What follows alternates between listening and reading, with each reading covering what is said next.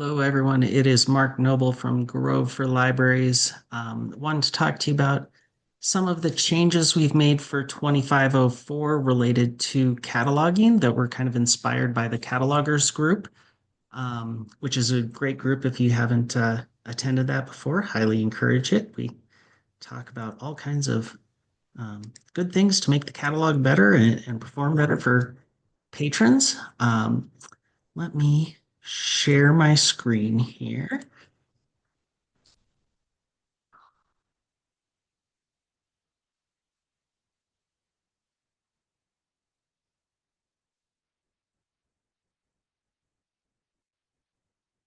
All right. So the first thing I want to talk about is we had a request to include subfield Q of the Mark 100 field.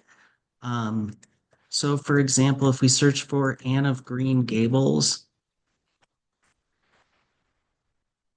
this information is the information in parentheses here.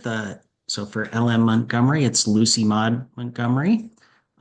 So it's additional information for disambiguation, so that patrons can tell who the author is. So, and that displays no matter where you are, if you're in the search results, the grouped work, or the individual record. So good information there for people to help patrons find the titles that they're looking for.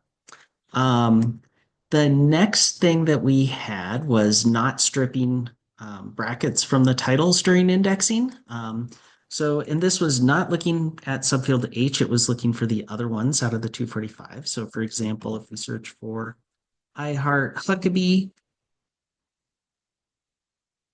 Huckabees.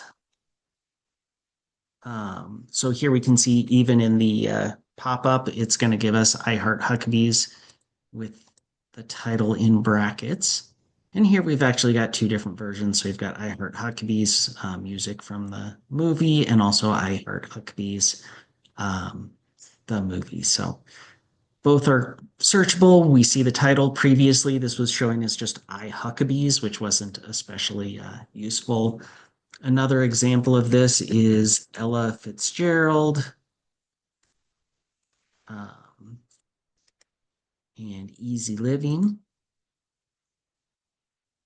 We'll do this one by keyword.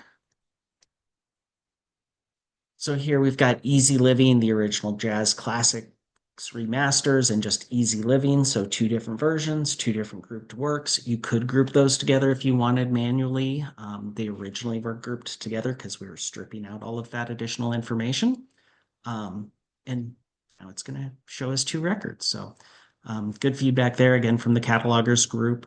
The last information, or the last change that we made related to cataloging, was for the 505 subfield T and indexing that as part of the title.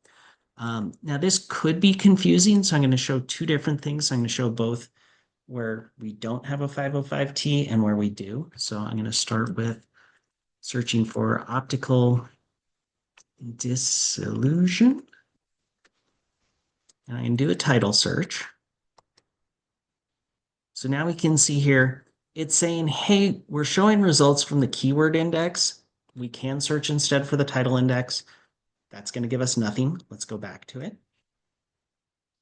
So here, let's look into this book and see what's going on. If we look at the book and we look down, we do see we have a table of contents. 505T is the table of contents.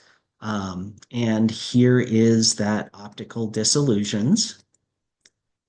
But down in the 505, if we look at our staff view and our mark record, so here this 505, instead of 505T, those were 505A. So we're not indexing 505A as a title. Those can be found as a keyword, but we are searching 505T. So let's search for another one. So let's look for Freshcott Haddock. Oh, and we're doing a keyword search, so this is going to show it. So here, if we go into this book, we can see, again, we have the table of contents. It looks very similar. But here, if we see the staff view, that 505, it is a subfield T. And Freshcott Haddock is here. So we can do that. So if we redo our search with the title, we do expect that Freshcott Haddock and Happy Go Lucky will show up. So um, good ways to do that. There's a lot of different cases where the table of contents is useful, whether that's books. Sometimes DVDs will have different titles if you're doing like different episodes within a season, or for music to be able to find the different tracks um, within a CD. So good stuff there. That thanks to Arlington for sponsoring that. Good stuff from the catalogers all around. Always nice to see Aspen get better with some of these things. Thanks, everyone. We'll talk to you soon.